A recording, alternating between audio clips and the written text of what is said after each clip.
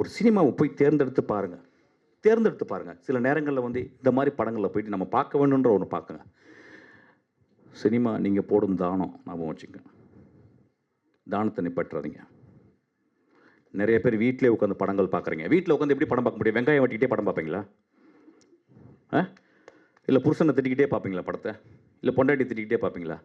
சினிமான்றது இங்கேருந்து போகும்போது அழகாக ட்ரெஸ் பண்ணிட்டு பெர்ஃப்யூம் அடிச்சுட்டு இங்கேருந்து ஒரு காரில் போயிட்டு உட்காந்துட்டு குழந்தைங்களோட உட்காந்துட்டு பாப்கார்ன் வாங்கிட்டு பஃப் வாங்கிட்டு உட்காந்துட்டு அப்படி அண்ணாந்து பார்த்தா நிறைய நாதலெல்லாம் வரும். அதெல்லாம் பார்த்துட்டு புருஷன்ட்ட பக்கத்தில் எனக்கு அந்த நகையை வாங்கி கொடுங்கன்னு சொல்லுங்கள், எல்லாம் பண்ணுங்கள்.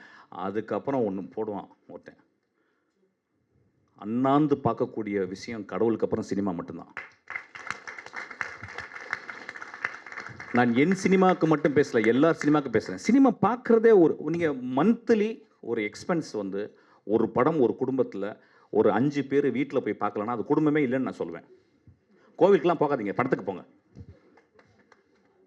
கோவில் போனால் பாவம் பண்ணுறவங்க தான் வேணாம். கோவிலுக்கு போனால் ஈஸியாக சொல்லிடுறேன், சார் நான் அடுத்த பாவம் பண்ண போகிறேன், கொஞ்சம் மன்னிச்சுங்க, பாவம் பண்ணிட்டேன் அதையும் மன்னிச்சுங்க அப்படின்னு சொல்கிறோம். சினிமாவில் அப்படி கிடையாது. போய் சிரிக்க போகிறீங்க, அலாதியை ரசிக்க போகிறீங்க, அழ போகிறீங்க. டியர் டெக்ஸ் ப்ராக்டிஸ் யாராவது பண்ணுறீங்களா? நீங்கள் எக்ஸசைஸே பண்ணுறதில்ல, வெறும் தம்பிள்ஸ் மட்டும் அடிச்சுக்கிருக்கோம். நம்ம டியர் டெக்ஸை ப்ராக்டிஸ் பண்ணணும், சிரிக்கிறதுக்கு ப்ராக்டிஸ் பண்ணணும், மனம் விட்டு சிரிக்கணும். 1000 பேர் வந்து உட்காந்துருப்பான், பக்கத்தில் யாருன்னே தெரியாது, அவனை பார்த்து சிரிப்பீங்க, அவன் விசில் அடிப்பான், நீங்கள் விசில் அடிச்சு அவனை கட்டி பிடிப்பீங்க. சினிமா ஒரு பெரிய கம்யூனல் பார்ட்டிசிபேஷன். சினிமா ஒரு பெரும் கடலில் பயணப்படுற ஒரு பெரிய கப்பலில், நம்ம எல்லாம் ஒரு டைட்டானிக் மாதிரி கப்பலில் போய்கிட்டு இருக்க ஒரு விஷயம். அது மூழ்குனா கூட பரவாயில்ல. மூழ்குனா தான் ஜாக் கிடைப்பான், மூழ்குனா தான் ரோஸ் கிடைப்பான். அதுவும் சினிமா தான்.